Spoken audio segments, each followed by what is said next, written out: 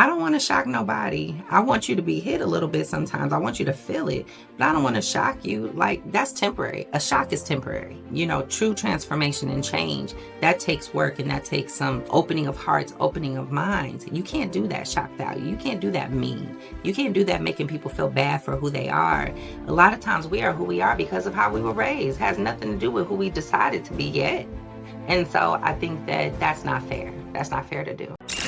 Welcome to Z-Rated Success, the decision lab for education leaders. We break down real decisions and rebuild better outcomes. The decisions that do not come with a handbook. Visit ZRatedSuccess.com. And now, with your host, Nick Zizi.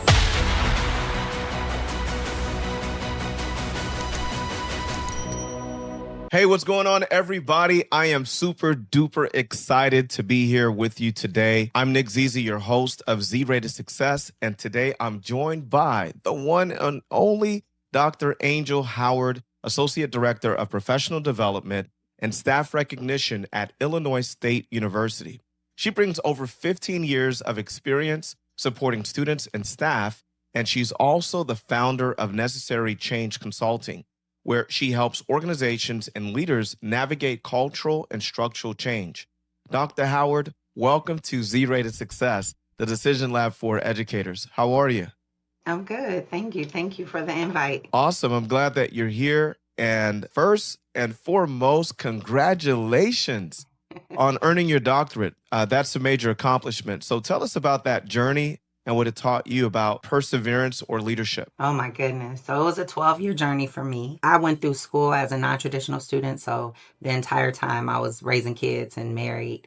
And so by the time I got to my doctorate, I went through a lot of change in that moment. I actually divorced and had a lot of transition. So it was just one of those things where I had to really want it because it was enough challenges that kind of stepped in to make it a harder journey than it should have been, but it was something that I really wanted. And so I continued on with life, my business and everything while pursuing it. And so it was a long, long time coming. But I'm very proud of the work I've done. I'm very proud of the research I did.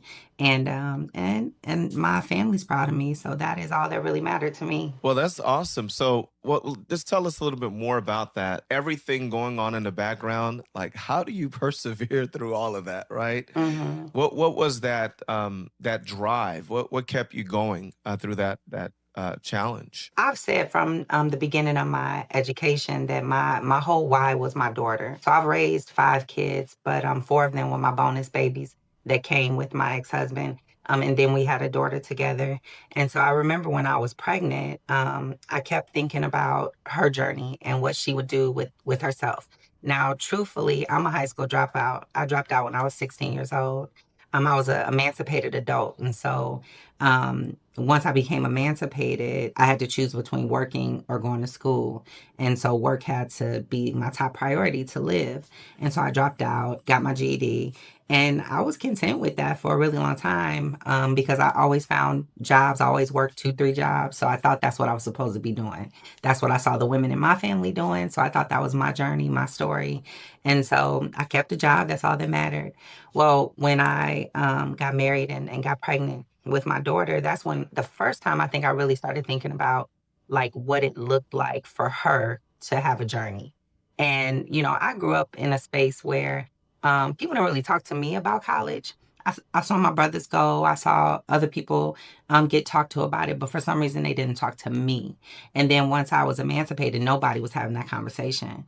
And so I didn't know anything about it. I thought it was something that rich people did. I thought you had to be a genius to do it. And so I really hadn't done any searching, research, or anything.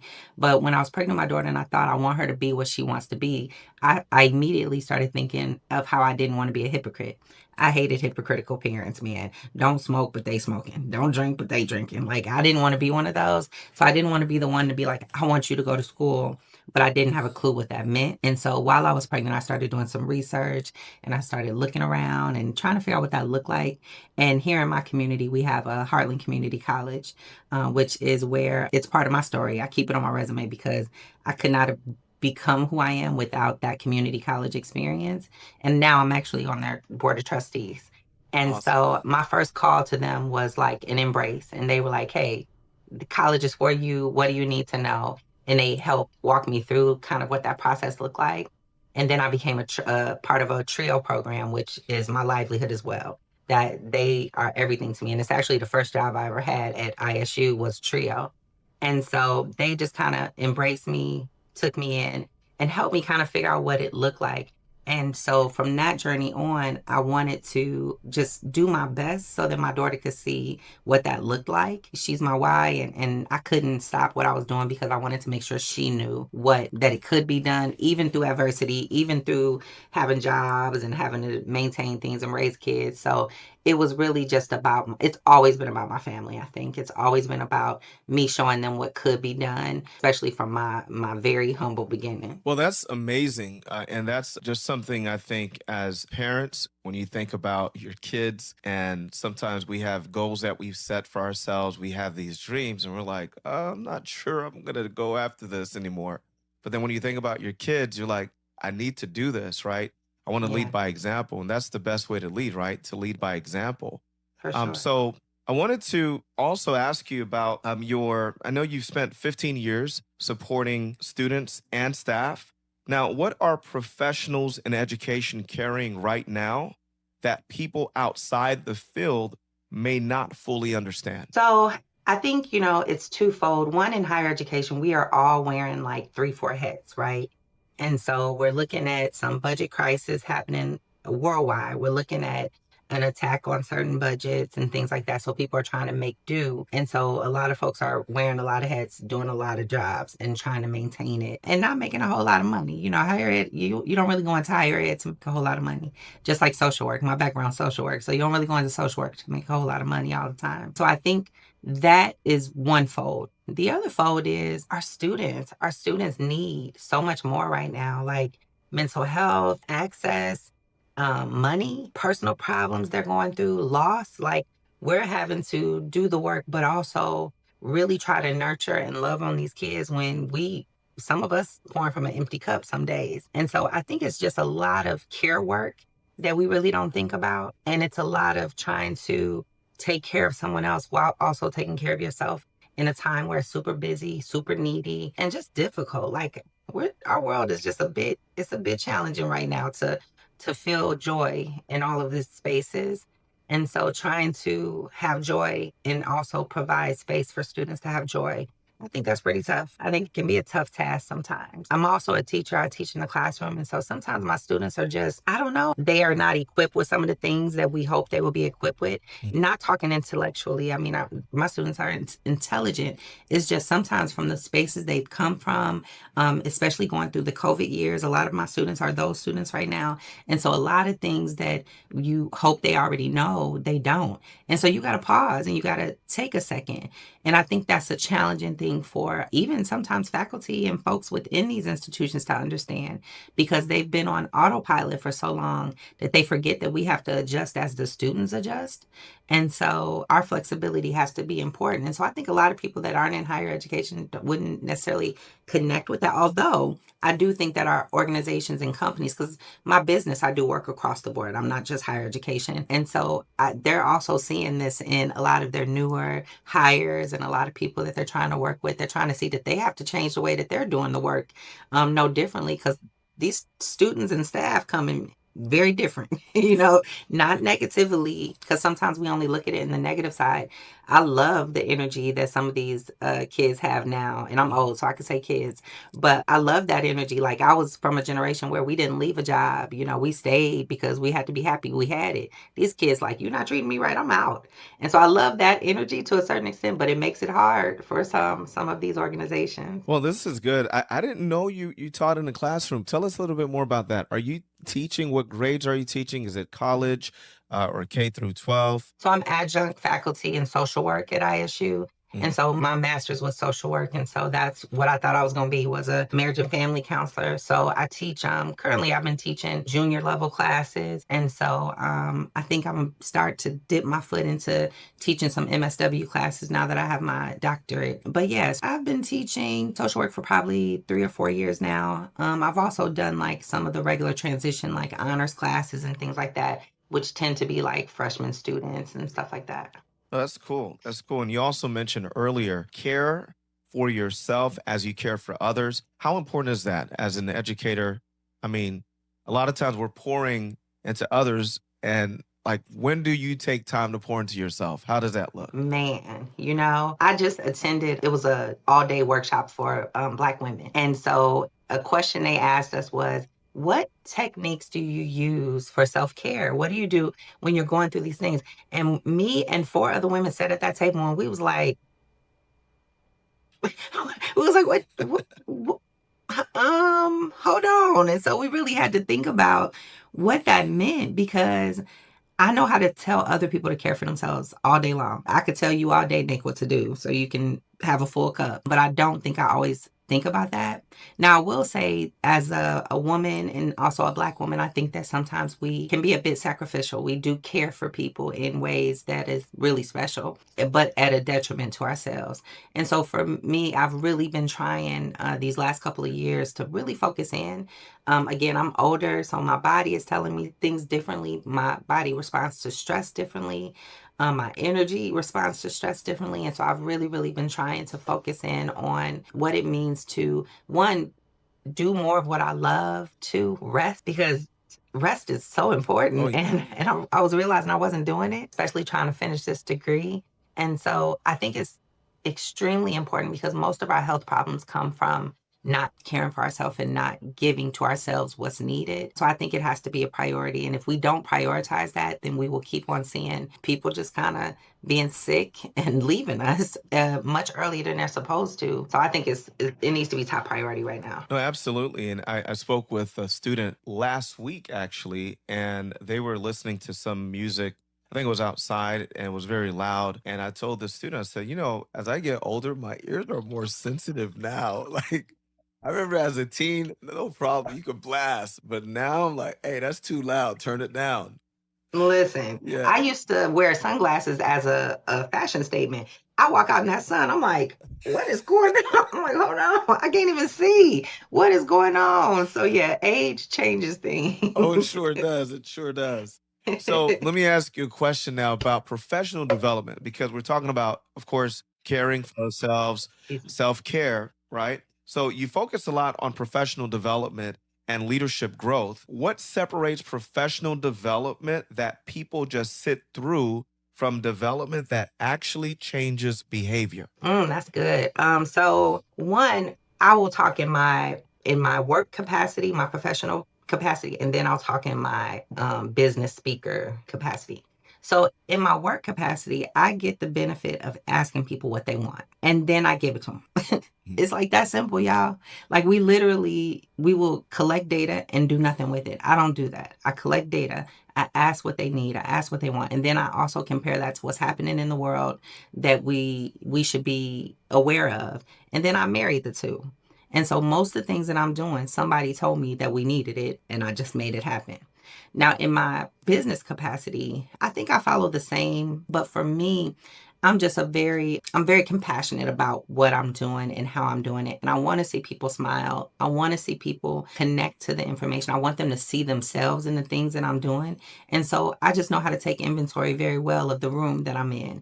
And I can take that inventory while I walk in there, even if I don't take any prior data. But I think it's really just being able to read people's expressions, emotions, and seeing what's making their eyes light up and what's making their eyes sad. And then being connected with the world, what's happening in the world, what's affecting us in those ways. So I think that's kind of my method, but really it's giving people what they want. And the more that you give people what they want, the more that their ears are open to it. And not saying that some of my stuff I do is not pleasing because it's hard topics, but it's also, I do everything with love. I truly believe in honesty with love, realism with love. I can't stand a person and be like, oh, I keep it real. No, you keep it mean. And I'm not trying to be that. I don't ever want to be that. I want to keep it real, but do it with love and compassion in a way of understanding that our level of education, our level of understanding, and where we start is so different. And so I try to meet people where they are as much as I can. That's so important, right? They don't care how much you know until they know how much you care, right? Hmm. So coming from that place of love, and I've heard so many people over the years say that, like, I'm just keeping it real. No, you're being mean. You're being mean. Like you just like, come on. I mean, you could have said it a better way. There's a better approach, right? So We love shock value. Shock Uh-huh. value is a part of our world now. And so people use it. They'll rather shock you to get the likes and shock you to get Yeah. the clicks and the shares. I don't want to shock nobody. I want you to be hit a little bit sometimes. I want you to feel it, but I don't want to shock you. Like that's temporary. A shock is temporary. True transformation and change, that takes work and that takes some opening of hearts, opening of minds. You can't do that shock value. You can't do that mean. You can't do that making people feel bad for who they are. A lot of times we are who we are because of how we were raised. It has nothing to do with who we decided to be yet. And so I think that that's not fair. That's not fair to do. So important. So you also talk about necessary change and helping organizations evaluate their culture. When institutions try to improve culture or morale, where do leaders often get it wrong? Oh, man. So we do a lot of assessment. We do a lot of collection of data again. And a lot of times we get those grassroots folks, the folks that really know the institution, to be a part of that.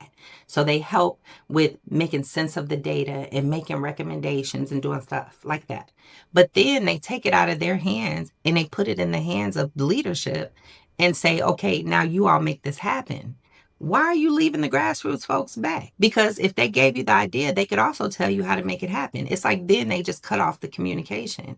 And that doesn't work. You got to have the people that, one, you're trying to help, but also the people who've been helping. Most of these institutions got a handful of folks in there that's been doing this work for 10, 15 years, helping these students in the background, showing them how to get, endure, persevere, all that good stuff. But they're not at the table when making the decisions. That doesn't even make any sense. And so a lot of institutions and organizations and corporations, I've been to them all, that is something that they make a mistake in. And that's something when they hire me, I help them change, because it's just the fact of, why would you leave, why would you make decisions for students and not include students? Do you know what I'm saying? yes. Why would you try to make the best steak in the world, but have vegetarians say, giving comments on it? That don't make no sense to me, right? And so I think that's where we make some of the biggest mistakes. We leave people behind. We only use them for their labor, but we don't use them for the actual ending goal. So important. We can spend all day on that one for sure. So this show is called the Decision Lab for Education Leaders. So we like to talk about decision making. Now, what's one decision leaders delay too long when it comes to supporting their team? I think conflict management. I think that there's a struggle. I think that sometimes we wait for conflict to play itself out, and some conflict can. But when it navigates any of the isms, sexism, racism, ableism, any of those things, that's not something you can wait to work for the kink to come out. I also think that we allow toxic people to sit in spaces way too long. So there are some folks that get to stay and do damage and harm and talk to people crazy and do all that, and everyone's in the room acting like they don't see or hear it. And so I think those are the problems. I think that we have to address things much faster, because when I see you not addressing it, now my faith and trust is leaving in you, because now I know you're not going to protect me. And once I figure out you're not going to protect me, then that changes up the whole type of environment that I'm in and what you're about to get from me. And so I think we lose a lot of people in that way. Research says that when people are trying to survive in spaces that are microaggressive and harmful, they're not as creative as they can be. We hold back. When there's not psychological safety in an environment, we hold back. We're not giving you what we think, because if I ask a question, are you going to make me feel dumb? If I, give any challenge, is it going to be some retaliation and I'm punished in some way?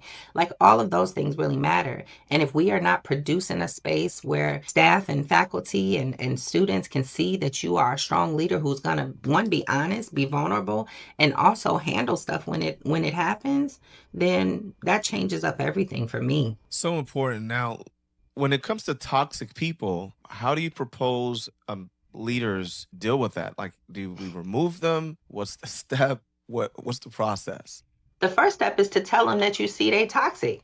You know what I'm saying? Like, I don't even think that's happening. I think that there's a space where, I had one person that I had some problems with, and they would be very rude to me openly. And so I had to explain, as long as this person is openly rude to me, I'm going to chastise them and check them rudely back. So if you don't want that exchange, then one has to change. So I'm gonna give you a chance to do that before I have to correct it. And so I think that leaders have to be able to pull somebody aside and be like, hey, Angel, the way you were talking to people in that meeting, that wasn't good. That's not the environment I want us to have. And so, and check in with them. I think that we let it happen and brush it off and brush it off and brush it off. And then we don't ever even talk about it. Does this person even know you have a problem with what they're doing? And so I think it's really about that communication and being a leader and brave and not care if somebody don't like you after you say it, but be able to say, our mission and vision is this. What you did in there, that didn't match this. Mm-hmm. And so therefore, what can we do to make sure that we're not going against who we say we are? I think it's as simple as that. And showing people that they don't get to thrive in spaces being harmful. That's good. That's good. Now, I have another segment here. All right. Okay. This is called the knuckle-headed decision segment. All right. So, Angel, here it is. I want you to think about a knuckleheaded decision that someone's made that or whatever. This could be a decision you made or something you've seen happen in education that taught a valuable lesson. Now, what's a knuckleheaded decision that taught an important leadership lesson? What came to mind, and I hope this is it fits it, but thinking one-sided, only seeing one side of something. I always share a story about back when I was working in TRIO Student Support Services. We used to help a department do like pre-registration for students. And so it wasn't our job, but we would volunteer to go help. And so I was working with one woman who, rest in peace, she passed away. We were friends by the time she passed away, but back then we was not friends. And so I was helping her with a student. And so she had put this student in like 15, 16 hours, really hard hours. And back then there was a little challenge with our students getting in enough time to register in classes that would be easier for them or flow easier. So they'd be in hard stuff like Psych 101 and physics, something crazy like that.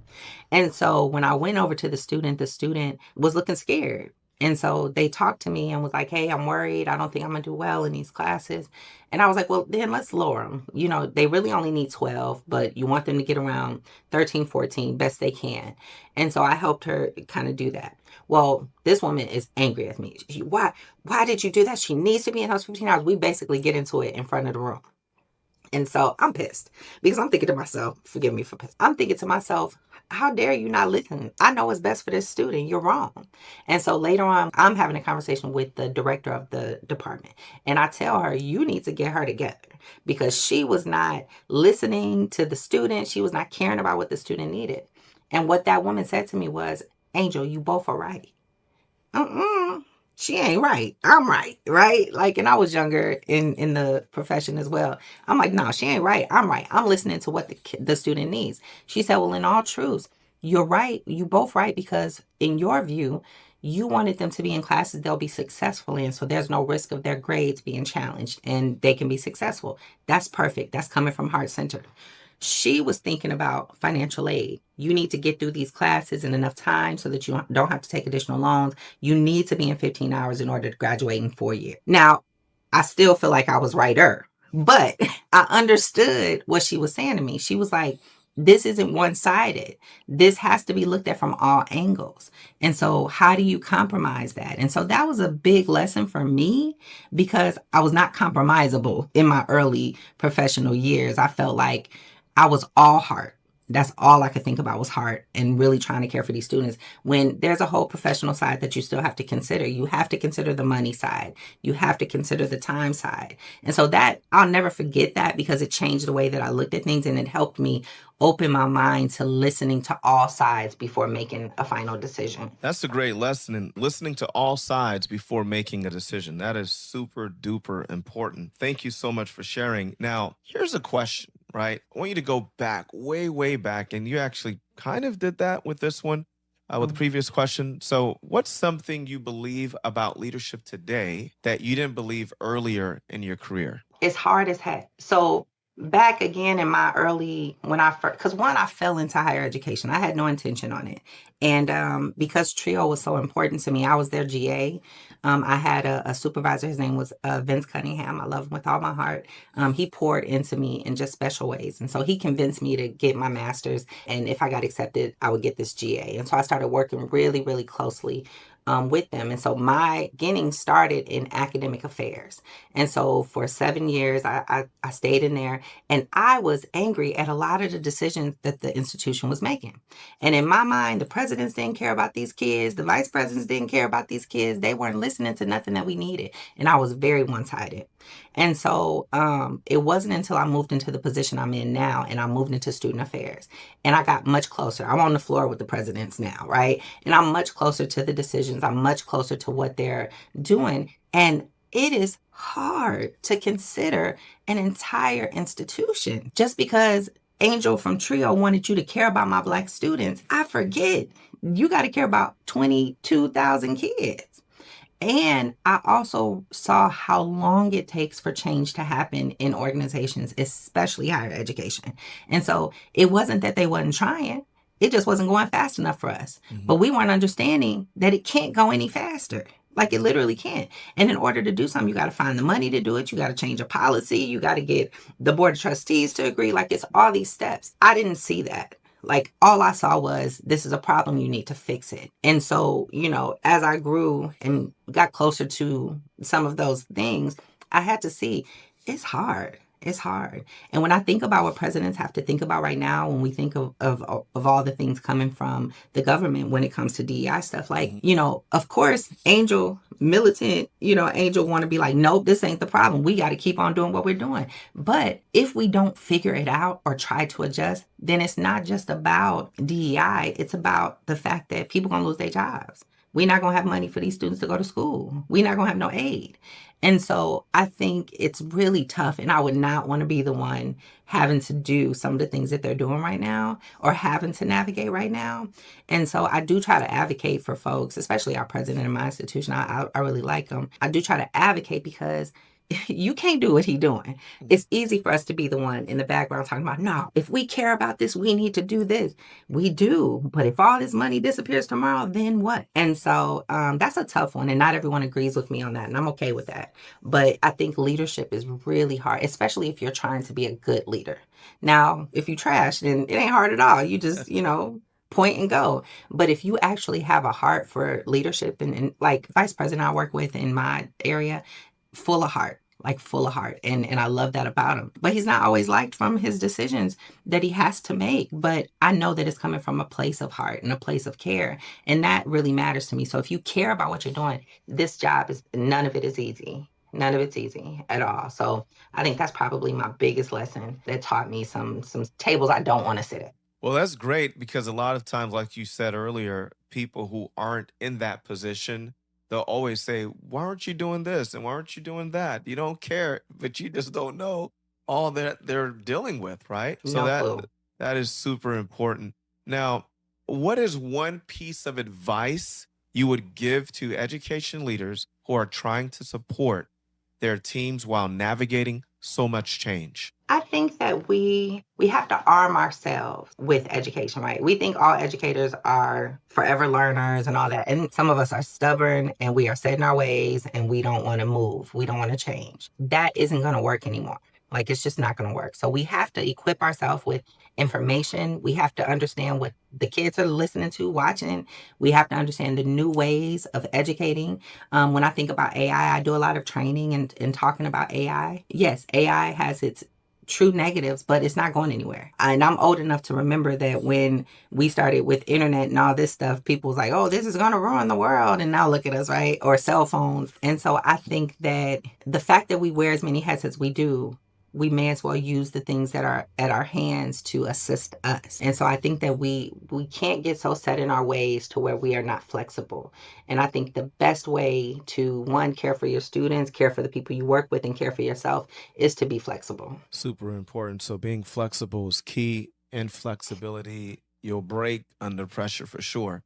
For sure. So before we come to our closing, as we wrap this up, little known facts about Dr. Howard, little known facts that most people don't know. I am a very dedicated herbalist. I believe in understanding medicine, understanding the things that have been given to us earthwise that can heal our body, take care of us. I'm not against medicine at all. Like, I'm not one of those folks, but I truly believe that if there's something I can make in my kitchen, I'd rather go there first. So very, very dedicated to that. Gardener. And I am still new to gardening, but now I want to grow all the things that I'm making. And I laugh because I tell people I'm not a gardener because I like it. I don't like it at all. I don't like outside.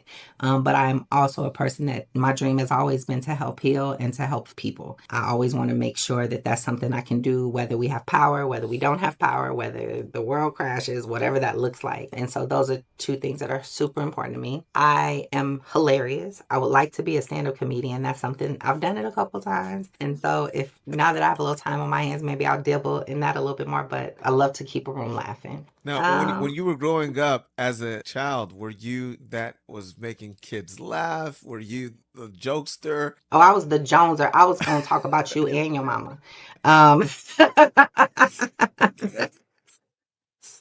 So Gotta watch out. I grew up with lots of brothers. I was the first girl, so I had to figure out how to get in there, and they was gonna pick on me, so I was gonna get them back. So I was the one that, would be in the crowd when people start talking about each other doing stuff. You couldn't hurt me. You wasn't gonna hurt my feelings. I was gonna hurt your feelings though. So and until this day, I still love to be the one to make everybody laugh and get a room going. Even though I'm an ambivert, I'm truly introverted in many ways, but when it comes to like laughter and getting people feeling good, that's something I take very seriously. That's awesome. That's awesome. Well, Angel, this has been a great conversation. I appreciate your perspective and the work you're doing to support the people who support students every day. So before we wrap it up, where can people connect with you or learn more about the work you and Necessary Change Consulting, or more about your work and Necessary Change Consulting? You can find me on all social media under Necessary Change Consulting. You can find me on LinkedIn under Dr. Angell Howard. And so, yeah, you just find those things. You'll see it's me quickly if you look it up. But yeah, I'm Googleable, so you can Google me and connect with me in those ways. So thank you so much.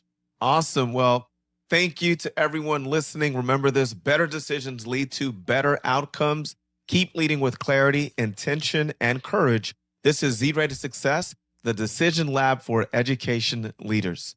Be blessed. Thanks for listening to Z-Rated Success. If you enjoyed this episode, follow the show and leave a quick review. To connect with today's guest and get the free Decision Lab toolkit, visit zratedsuccess.com.